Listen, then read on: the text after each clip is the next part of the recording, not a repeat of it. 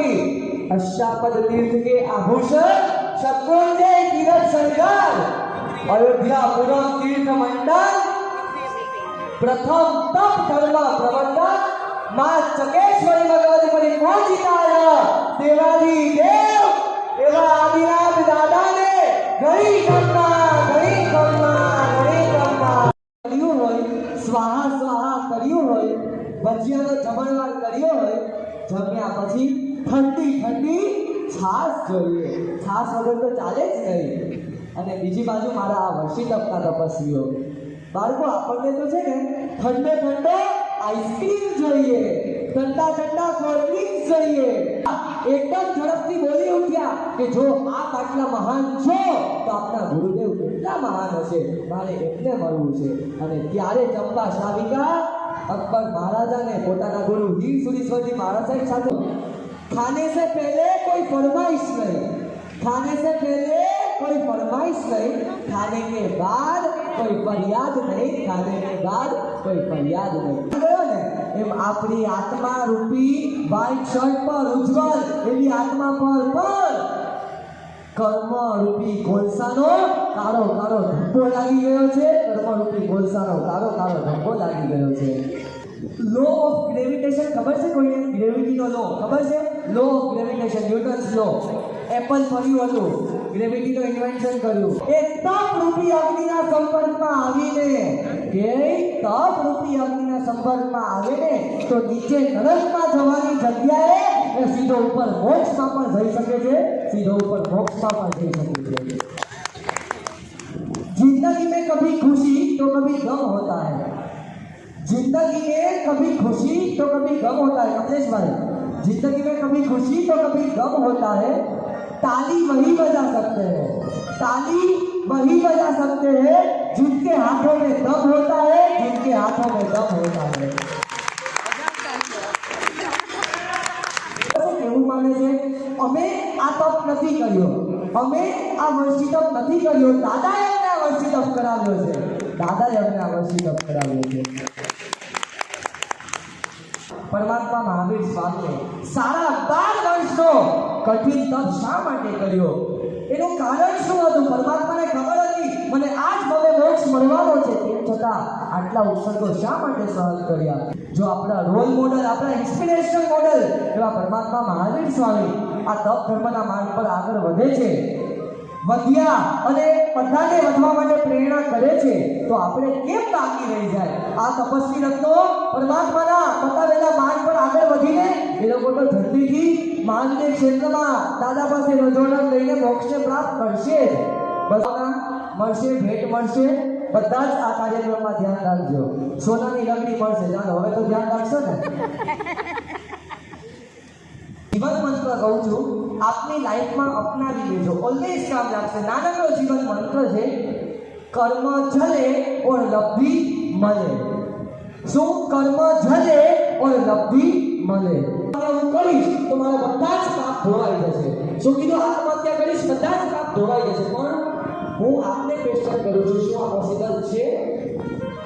આત્મહત્યા કરીને પાપ ધોવાય કે પાપ બંધાય पाप बताई कदा તમને ખ્યાલ નહીં હોય આપણા શાસ્ત્રોમાં આવે છે મને હજુ પણ એક વાત સમજાતી નથી કે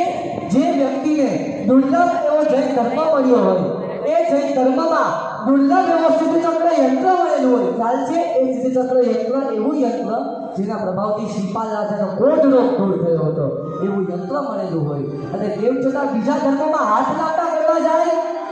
વોટ ઇઝ ધીસ મને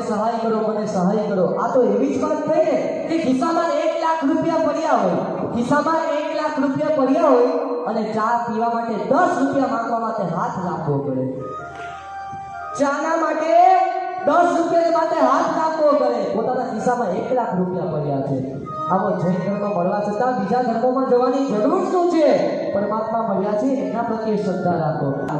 યુદ્ધ ભૂમિ में योद्धा तपे सूर्य तपे आकाश परंतु तपस्वी साधक अंदर तपे तपस्वी साधक अंदर तपे करे कर्मों का नाश आ तपस्वी रत्नो माटे मारे बस बेज करी रही है बेज लीली देवी है કે તપસ્યા से कर्म खपे अति भारी, तपस्या से कर्म खपे अति भारी, 3 वर्षी तप के तपस्वियों के आगे नतमस्तक दुनिया सारी, नतमस्तक दुनिया सारी। वंदन वाह वंदन। મને એમ લાગે છે કે આપ બધા શાસન પ્રેમીઓ હવે પિક્ચરમાં રોલ કરવા માટે તૈયાર થઈ ગયા છો। भयंकर प्यास लगते हुए भी, सामने ही सरोवर होते हुए भी अदन्ना अग्रहण नाम के नियम को नहीं तोड़ के उसी नियम में प्राण के अंत तक रहने वाले और पानी का स्पर्श भी नहीं करने वाले ऐसे अंबर श्रावण और उनके 700 शिष्यों का वंदन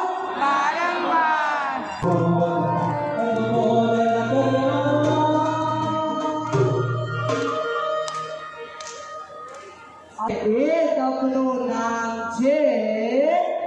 મોબાઈલનો બિયાસો। મોબાઈલનો બિયાસો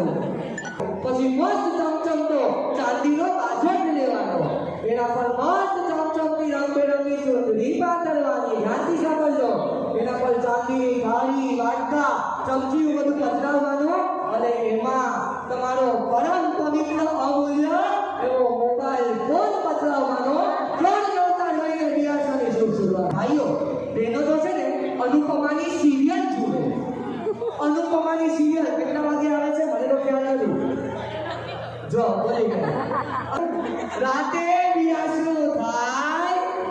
રાતે મોબાઈલ લેવાય। હા શું હા કોઈને ના કહેતા પ્લીઝ। મોબાઈલનું તેસરું તો ફાવશે ને, મોબાઈલનું તેસરું તો ફાવશે ને, તેસરું નહીં ફાવે, ચોથું હવે શું હોય ઉપર જેનો ક્યારે અંત ના આવે એને આકાશ કહેવાય, નીચે જેનો ક્યારે અંત ના આવે એને પાતાળ કહેવાય। બસ એવી જ રીતે જેની મમતાનો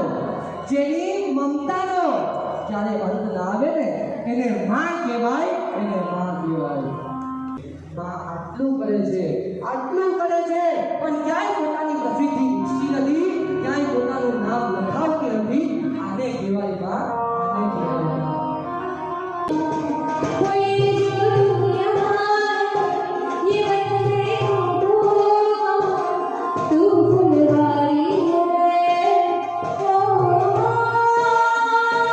ફોન તો મમ્મી કરે છે પણ જે ફોન કરાવે છે ને એનું નામ છે પિતા, એનું નામ છે પિતા। મમ્મી દીકરીને પોતાના કમરે લઈને, કમર પર નાખીને ગોદીમાં લઈને આખી દુનિયા ફેરવે। બેટા મેં જે જોયું છે ને એ તું પણ જોઈ લે, પણ આખી દુનિયામાં પિતા એકમાત્ર એવું તત્વ છે કે જે દીકરીને પોતાના ખભા પર રાખીને, પોતાનાથી ઊંચા લેવલ પર રાખીને દીકરીને કહે છે બેટા મેં જે નથી જોયું ને એ મારે તને દેખાડવું છે, મેં જે નથી જોયું ને એ મારે તને દેખાડવું છે। અને હવેના શબ્દો છે પિતામાંથી હું બોલું છું। દીકરી રત્ન પ્રાપ્ત થયું છે, જે જોરદાર તાળીથી વધાવજો।